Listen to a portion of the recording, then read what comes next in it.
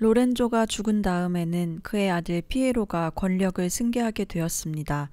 그는 운동을 좋아하고 화려한 축제를 좋아하였으나 통치가 나온 지혜가 없어 많은 지도자들로 하여금 자기 곁을 떠나게 만들었습니다. 그러자 내부에는 많은 반대자들이 생겨나게 되었고 이탈자가 속출하였습니다. 사태가 악화되자 어리석은 피에로는 더욱더 폭압적인 통치를 자행했고 그럴수록 민심은 더욱 안 좋아졌습니다. 그럴 즈음에 프랑스 왕 찰스 8세가 이탈리아를 침공하였습니다.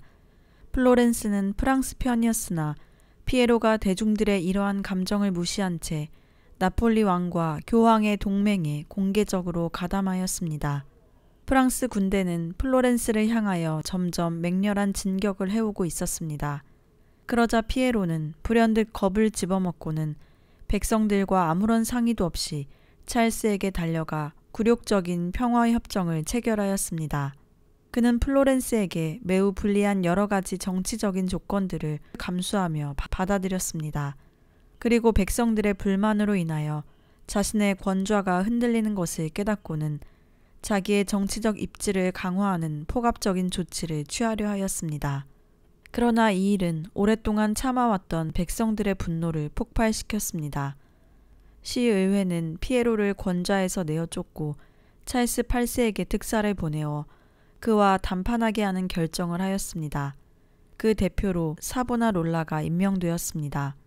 이때부터 사보나롤라는 자신의 원함과는 상관없이 그 도시의 정치에 있어서 하나의 큰 세력의 구심점이 되어 있었습니다.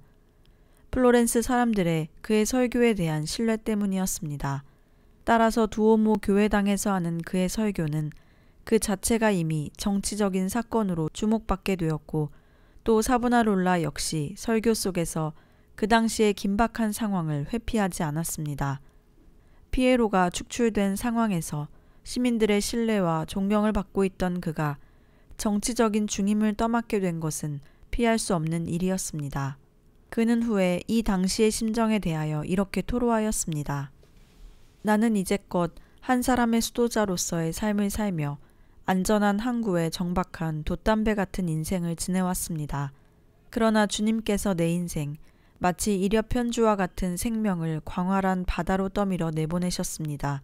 내 앞에 펼쳐진 드넓은 망망대해를 바라보며 나는 이미 바다 저편에서 다가오기 시작하는 무서운 태풍들의 소용돌이치는 바람소리를 듣습니다. 이제는 뒤돌아보아도 전에 내가 머물렀던 포근한 항구는 이미 보이지 않고 나는 바람에 밀려 점점 흉흉한 바다 한가운데로 항해해 갑니다. 주님께서 부디 은총을 베푸사 나로 하여금 그 항구로 다시 돌아올 수 있게 하시기를. 터무니없는 보상을 요구하던 찰스 8세를 뛰어난 중재로 해결함으로써 사보나롤라에 대한 그들의 신망은 극에 달하였습니다.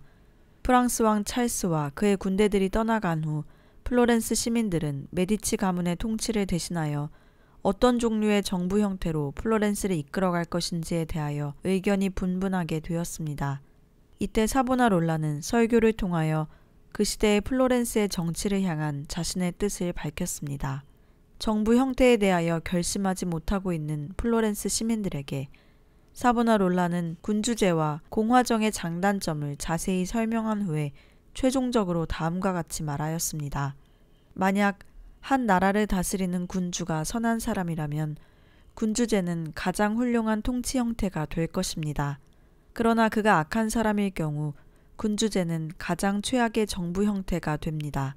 이탈리아, 특별히 힘께나 쓰고 배웠다 하는 사람들이 많이 있고 재치 있고 약삭 빠른 인간들이 살고 있는 이 플로렌스와 같은 곳에서 한 사람에게 정부를 맡긴다면 그는 독재자가 되기 쉽습니다.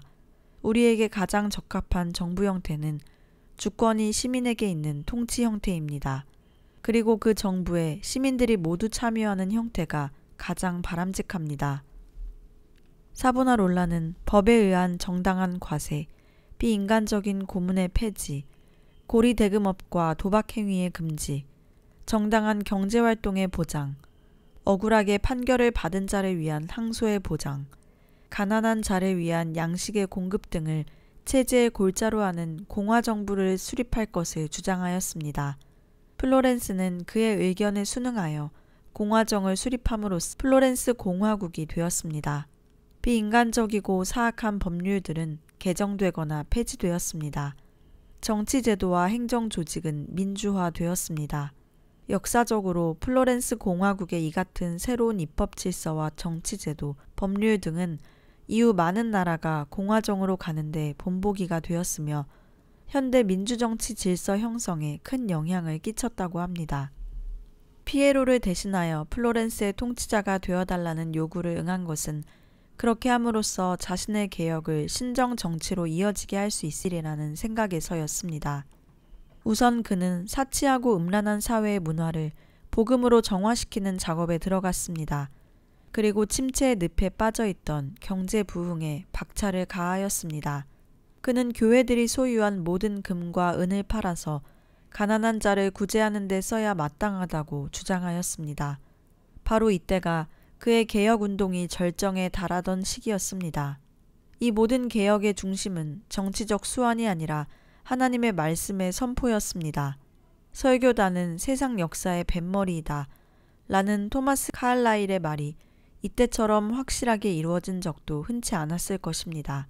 백성들은 그의 설교에 큰 영향을 받았고 도시는 그의 선포를 통하여 의로우신 하나님의 인격과 마주하여 섬으로써 자신들의 죄악된 모습을 발견하고 소스라쳐 놀라게 되었습니다. 플로렌스의 대개혁은 위대한 영적인 각성과 신앙 부흥의 결과였습니다. 이제 플로렌스의 백성들은 악하고 세속적인 책들과 무가치한 이교도의 사상들이 담긴 책들을 버리고 사보나롤라의 설교집을 읽고 있었습니다.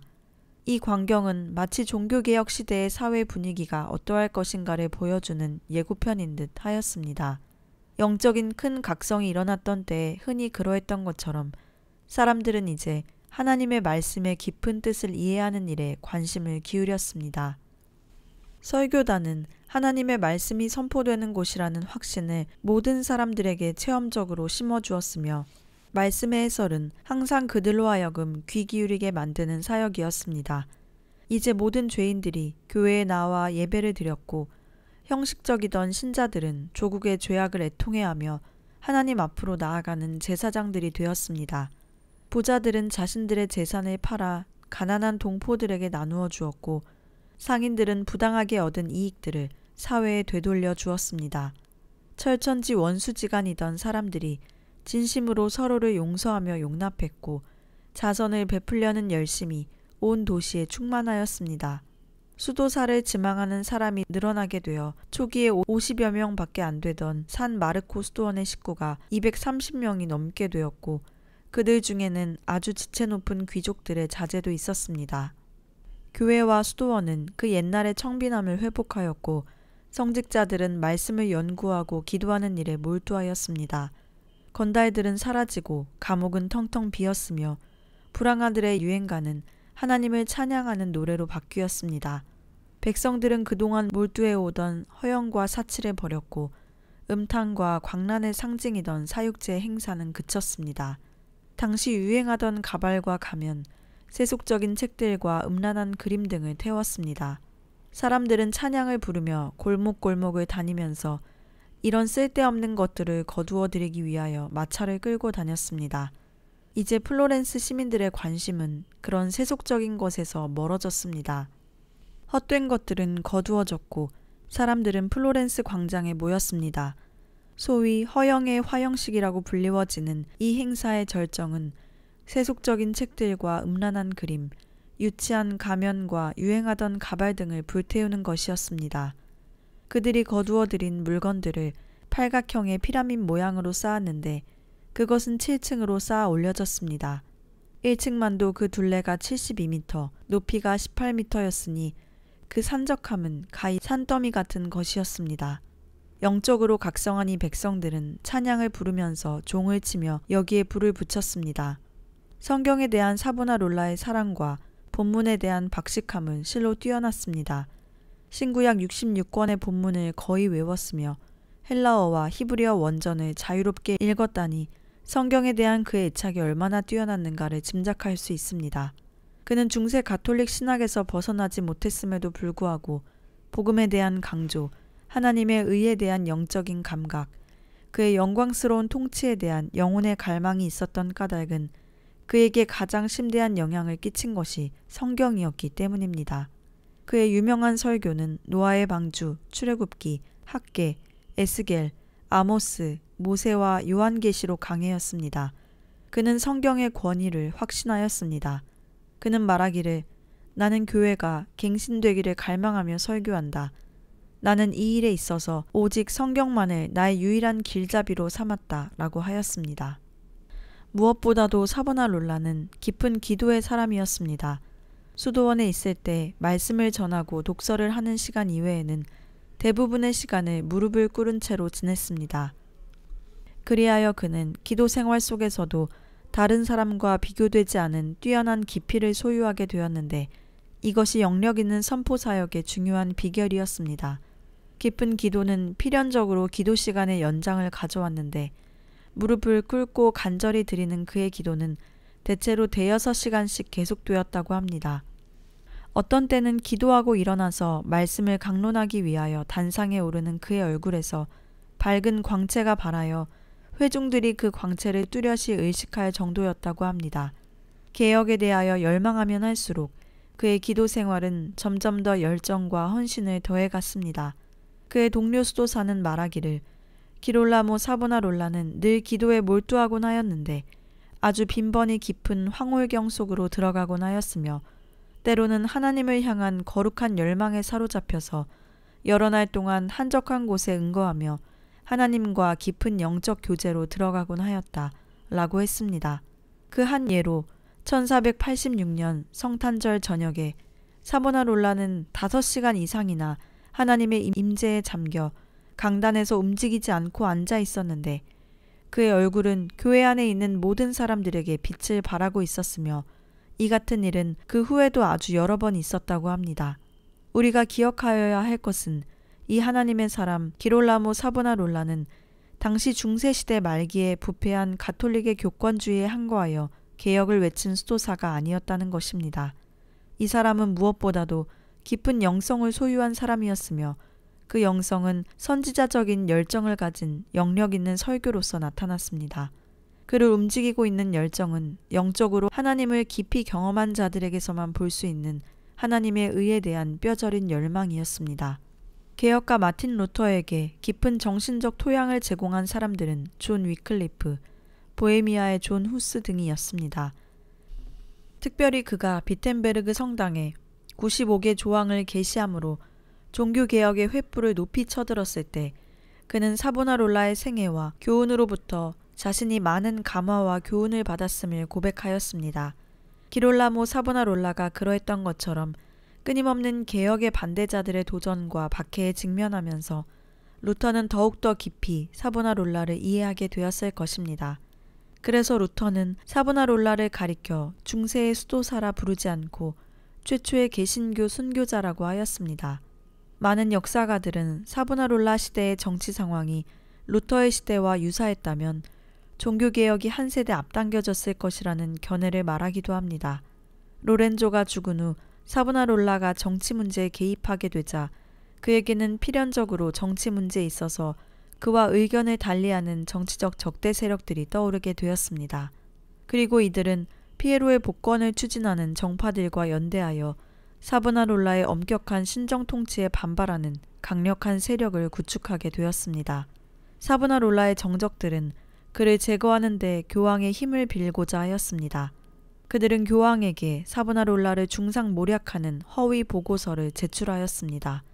이와 함께 계속된 사보나롤라의 비판적인 설교는 드디어 로마 교황청의 비위를 거슬리게 하였습니다. 교황은 1495년 7월 25일 기롤라모 사보나롤라에게 훈령을 내렸습니다. 부드러운 어조로 그를 칭찬한 후 미래에 일어날 사건에 대해 예언한 사보나롤라의 선지자적 설교에 대하여 언급하였습니다. 목자적 권위로 권하건대 로마에 와서 그 받은 바 계시를 좀 더 자세히 이야기해달라는 것이었습니다. 이것은 사보나롤라를 로마로 불러들여 제거해버리려는 의도에서 만든 교황의 속임수였습니다. 사보나롤라는 건강이 좋지 않다는 이유와 시작된 개혁이 완결될 때까지는 자신이 플로렌스에 남아 있어야 할 긴박한 필요성을 이유로 들면서 로마로 오라는 소환을 거두어 줄 것을 탄원하였습니다. 교황 알렉산더 6세는 사보나롤라로부터 로마로 올 수 없다는 완곡한 편지를 받은 후에 그는 이 일을 신중하게 진행해 나가야 한다는 사실을 깨닫게 되었습니다. 그는 기롤라모 사보나롤라에게 정면적인 맞대응을 피하고 대신 외교적인 수단으로 나아가는 것이 사태를 지혜롭게 수습하는 길이라고 판단하였습니다. 그래서 알렉산더 6세는 두 번째 훈령을 내렸습니다. 그 교서 속에서 교황은 사보나롤라가 플로렌스 지방에서 행한 엉뚱한 설교 때문에 교회에 많은 무리를 일으켰고 교황 자신도 이에 대해 불쾌한 감정을 가졌었으나 이제 그가 이처럼 성의 있게 자신의 과오를 해명하고 또 모든 일에 있어서 교회에 복종할 것이라는 그의 결심을 보여주었기에 자신도 그에 대한 태도를 바꾸겠다고 하였습니다. 그리고 그는 사보나롤라가 지난날 설교를 통해 여러 가지 잘못을 범한 것은 어떤 악한 뜻에서가 아니라 자신이 믿는 종교에 대한 지나친 열심과 열성 때문이었음을 보게 되었기에 그의 모든 과오를 용서해 준다고 말하였습니다. 그러나 여기에서 교황은 사보나롤라에게 치명적인 금령을 내렸습니다. 그는 말하기를 기롤라모 사보나롤라가 자신의 의무를 성실하게 감당하기 위하여 적당한 시기에 로마에 출두하거나 혹은 교황으로부터 특별한 설교 금지 해제의 훈령이 내리게 될 때까지는 공사간에 하나님의 말씀을 설교하는 것을 금한다고 하였습니다. 또 문제가 되었던 것은 사보나롤라가 돌보던 산 마르크 수도원을 그에게 더 이상 돌보지 못하도록 하였던 것입니다. 교황은 산 마르크 수도원을 롬바르디와 합하여 이제는 롬바르디의 상관에게 귀속시킨다고 밝혔습니다. 사보나롤라는 이 같은 교황의 두 번째 훈령에 접하면서 이것이 교황의 진심이 아닌 것을 알았습니다. 비록 말은 완곡하였고 그를 인정해 주는 것 같은 어투였으나 이것은 곧 교황의 교활한 정치적 술수의 소산이며 이 같은 잘못된 조치는 또한 어느 정도 자기를 시기하는 플로렌스의 정치적 대적들에 의하여 올려진 거짓된 탄원서에 근거한 것임을 알았습니다. 그럼에도 불구하고 사보나롤라는 이런 상황에서 맞대응을 하기보다는 조용히 참고 그 제약이 풀려서 설교단에 다시 설 수 있게 되는 날을 기다리게 되었습니다. 그러던 어느 날 교황으로부터 은밀하게 보내어진 밀사로부터 제안을 받았습니다. 만약 교황의 뜻과 정책에 순응하여 교회와 성직자들에 대한 공격을 중지한다면 추기경에 붉은 모자를 씌워준다는 것이었습니다. 그러자 사보나롤라는 그 밀사에게 당신이 만약 다음에 행해지는 내 설교 때 참석한다면 거기서 답변을 하겠노라고 하였습니다. 그리고 그는 약속된 그날 설교단 위에서 외쳤습니다. 내가 만일 그러한 것들을 탐하였다면 나는 지금 당장이라도 이 남루한 예복을 벗어버리겠다고 교황에게 말하였을 것입니다. 그러나 나의 소원은 주교직이나 추기경의 지위에 오르는 것이 아닙니다. 내가 원하는 바는 추기경이 아니라 하나님께서 가장 사랑하시는 성도들에게 허락하셨던 죽음, 곧 주님을 위하여 나의 몸을 온전히 태워 번제로 드리는 것입니다. 여러분, 참으로 내가 원하는 바는 추기경의 모자도 아니고 주교의 관도 아닙니다. 나는 그 어느 것도 원하지 않습니다. 나는 추기경의 붉은 모자 대신에 오직 교회의 머리이신 주님께서 당신의 성자들에게 주신 바 순교의 붉은 피로 물든 모자, 그것을 원합니다. 내가 바라는 것은 오직 그것뿐입니다. 1495년 10월 교황은 그에게 모든 공적이고 사적인 설교 사역을 중단할 것을 명령하였습니다. 얼마 동안 사보나롤라는 그 명령에 굴복하여 연구에 전념하였습니다. 교황은 플로렌스의 경제적 금지 조치를 부과하겠다고 위협하였습니다. 플로렌스의 지도자들은 이것이 무엇을 뜻하는지 알고 있기에 그들은 사보나롤라에게 조용히 지내도록 간청하였습니다. 1496년 2월 17일 사보나롤라는 공의회가 보낸 탄원서와 이에 따른 교황의 간접적인 해제 조치로 말미암아 다시 침묵을 깨고 공개적인 설교단에 서게 되었습니다. 그는 이 기간을 통해서 더욱더 분명하게 자신에게 주어진 예언자적 설교가로서의 소명을 확인하였습니다. 그는 전에 없이 더욱 담대하게 하나님의 말씀을 증거하였고 플로렌스를 향하여 예언자적인 선포를 다시 재개하였습니다. 그는 다시 계속되는 설교 속에서 자신은 교회의 일원이며 하나님이 세우신 모든 교회의 질서와 그리고 말씀 앞에 절대 복종할 것임을 밝혔습니다. 그러나 그에게 있어서 양보할 수 없는 마지막 선을 설교를 통하여 밝혔습니다.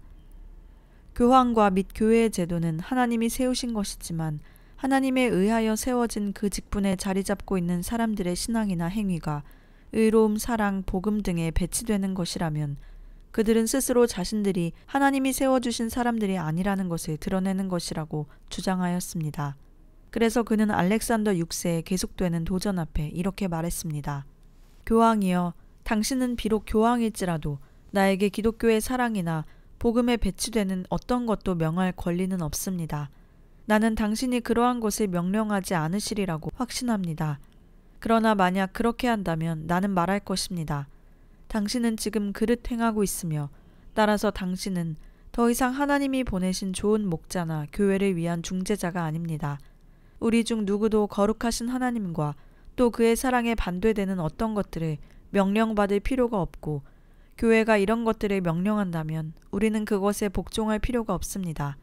왜냐하면 성경에는 우리가 사람에게 복종하는 것보다 하나님께 순종하는 것이 더 옳다고 쓰여져 있기 때문입니다.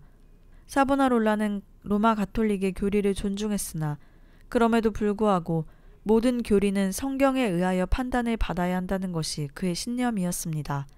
믿음으로 구원을 얻는다는 확신, 미사에 대한 파격적인 태도 등은 모두 성경의 권위를 인정하는 그의 신앙에서 우러나온 것이었습니다. 결국 교황은 사보나롤라의 파문을 선고하였습니다.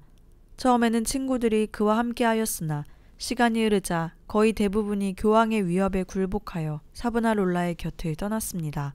자기를 파문한 교황 알렉산더 6세를 향하여 사보나롤라는 1498년 2월에 다음과 같은 설교를 하였습니다. 그리스도여, 당신은 지금 누구 편에 계시옵나이까? 우리 편이옵나이까? 아니면 저들 편이옵나이까? 나는 언제나 진리를 선포해왔고 항상 흔들리지 않는 입장을 지켜왔습니다. 주님이시여, 당신은 우리의 가르침이 깨끗한 삶과 종교적인 열정과 기도를 가져다 주었다는 것을 아실 것입니다. 그러나 우리는 파문되었고 저들은 그 가르침을 인하여 행악하고 있으며 먹고 마시고 탐욕하며 축적과 성직 매매에 빠져 있나이다. 우리는 우리 눈앞에서 그 많은 거짓말과 사악한 짓들을 행함에도 불구하고 그들은 잘 살고 있사옵나이다. 그리스도께서 이렇게 말씀하고 계십니다. 나는 진리다. 나는 참된 편에, 즉 파문 받은 자들 편에 있기를 원하노라. 악마는 잘 살고 있는 자들의 편에 있을 것이니라. 오 주님이시여, 나의 마음은 당신을 향하옵나이다. 당신은 진리를 위해 죽으셨나이다. 그러므로 나도 당신의 진리를 위하여 죽는 것으로 만족하나이다. 오 주님이시여, 내가 여기 있나이다. 나 자신을 희생 제물로 당신께 드리나이다. 나의 기뻐하는 바는 당신을 위하여 죽는 것이오니 주여, 나로 하여금 오직 진리를 지키다가 당신의 뒤를 따라 죽을 수 있게 해주시옵소서. 이것은 참 교황으로서의 본 모습을 상실하고 거짓 사도가 된 교회의 우두머리에 대한 도전장과 같은 것이었습니다. 그는 감히 위험을 무릅쓰고 강하게 외쳤습니다. 이것은 그의 개인적인 신념이나 교회 정치에 관한 식견의 소산이 아니라 하나님의 말씀 앞에서 깨닫게 된 진리가 그의 온 인격을 붙들므로 그의 심령 속에서 쏟아져 나온 선지자적인 신적 확신이었습니다. 사보나롤라는 성직 매매를 통해서 교황이 된 알렉산더 6세는 결코 참된 교황이 될 수 없다는 사실을 확신하고 있었습니다. 그는 교황제도 자체를 부인하거나 거부하지는 않았으나 등극한 교황이 하나님의 사랑과 신의를 저버리는 자라면 교회는 그를 교황으로 받아 복종할 필요가 없다고 확신했습니다. 알렉산더 6세가 바로 그런 사람이었습니다. 그는 일찍이 교황이 되기 전부터 죄악된 생활로 유명하던 보르기아인 알렉산더였습니다. 그는 스페인 사람이었는데 역대 교황들 가운데 가장 사악한 사람이었습니다. 그는 교황이 되었을 때 이미 5명의 사생아가 있었는데 자기의 권세를 이용해서 그들에게 세상의 부귀영화를 누리게 해주는 것이 그의 주된 관심사였습니다. 교황이 그 자녀들의 진로, 결혼 등에 있어서 어떠한 영향을 끼치는가가 유럽 정치 전체에 영향을 주었다고 하니 교회와 세상의 어두움이 얼마나 극심했겠는가를 짐작하고도 남음이 있습니다. 그는 양심에 화인 맞은 자처럼 행동하였습니다. 자신의 계획이 성공할 수 있고 자신의 야심이 충족될 수만 있다면 모함을 서슴지 않았으며 심지어는 독극물에 의한 살인까지도 주저하지 않았습니다. 사보나롤라는 공의회를 소집하여 거기에서 알렉산더 6세의 교황됨의 불법성을 확증하려고 시도하였습니다. 중세시대에 상상도 할 수 없는 일이었습니다. 그가 이같이 자신의 입장을 밝히고 결단을 내린 것은 결국 그로 하여금 순교의 길을 재촉하게 하는 것이었습니다. 그는 설교하였습니다. 이탈리아의 모든 도시들에는 끔찍스러우리만치 추악한 것들로 가득 차 있습니다. 보십시오. 거룩한 교회 안에서 모든 은혜 행위들이 돈으로 이루어지고 있습니다. 울리는 종소리는 마음의 탐욕으로부터 멀리 퍼지고 있으며 교회 안에 있는 자들은 오직 돈, 빵, 그리고 양초만을 외쳐댑니다. 그들은 하나님의 은혜를 돈 받고 팔며 돈 받고 성찬을 베풀어주며 거룩한 결혼 미사도 받은 대가로 드려지고 있습니다. 이 모든 것을 믿음이 아닌 탐욕으로 하고 있습니다. 하나님의 은혜가 아니고 돈 때문에 행하고 있습니다. 사보나롤라는 교황의 이 파문이 무효라고 선언하면서 투쟁을 시작하였습니다. 그는 자신에게 파문을 선고한 교황 알렉산더 6세에 마주하여 파문은 오히려 하나님의 사랑에 대치되게 행하는 알렉산더 6세에게 선고되어야 한다고 선포하고 이전에 해오던 예언자적인 설교를 계속하였습니다. 그러자 플로렌스 내에 있던 정적들은 더욱 의기양양하여 무자비한 정치인들을 선동하고 또한 부하 내동하는 군중의 심리를 이용하여 기롤라모 사보나롤라의 통치에 집단적으로 반발하도록 만들었습니다. 기롤라모 사보나롤라는 교황의 파문이 부당하다는 사실을 말하지 않을 수 없었습니다. 교회의 지도자가 도덕적으로 아무리 심히 부패하고 부당한 명령을 내린다 할지라도 맹목적으로 절대 복종해야 한다라는 교황의 논리에 대하여 그는 양심과 신앙이 그것을 용납할 수 없음을 외치지 않을 수 없었습니다. 파문의 근거를 반박하는 설교가 행해졌고 이렇게 행한 그의 설교는 모두 인쇄되어 이탈리아 전역으로 배달되었습니다.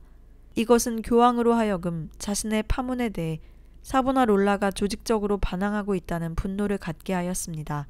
교황은 곧 기롤라모 사보나롤라가 있는 플로렌스 공의회 앞으로 몇 차례 공문서를 보냈는데 거기서 교황은 사보나롤라를 지옥의 자식이라고 욕하면서 그 미치광이 수도사를 즉시 로마로 체포하여 보내거나 혹은 엄격하게 감시하여 그로 하여금 설교하지 못하도록 막지 않는다면 시는 봉쇄될 것이고 교황은 더 큰 공경을 그 시에 안겨줄 것이라고 하는 노골적인 협박을 서슴지 않았습니다. 한편 협박 어린 명령서를 접수한 플로렌스 공의회는 크게 두려워하면서 교황에게 간곡한 건의문을 보냈습니다. 사보나롤라는 넓은 아량으로 사면해 주십사 했습니다. 그러나 교황의 태도는 더욱 강경하였고 협박은 강도를 더해갔습니다. 결국은 공의회조차도 더 이상 사보나롤라를 지지하는 것이 불가능하다고 여겼습니다. 당면한 정치적 위협을 모면하기 위하여 우선 공의회는 사보나롤라가 플로렌스에서 설교하는 것을 금지시키는 결정을 내렸습니다. 이제 그는 최종적인 결단을 하지 않을 수 없는 상황을 맞닥뜨리게 되었습니다. 그는 이 큰 위기 앞에서 깊이 기도하며 이제껏 걸어온 자신의 길은 옳았으며 교황의 이러한 비성경적이고 반기독교적인 태도에 대하여 대항을 하는 것은 결코 자신의 감정에서 비롯된 것이 아니라 부패한 교회의 개혁을 위해 하나님께로부터 받은 소명임을 다시 확신하였습니다. 더욱이 그래도 이제껏 자신을 도와주던 플로렌스의 정치적 지도자들까지도 교황의 협박에 못 이겨 믿음을 버리고 그의 손 안에서 놀아나는 것을 본 그는 이제껏 미루어 왔던 마지막 결단을 내리고 교황을 향해 정면 도전하기로 결심을 굳혔습니다.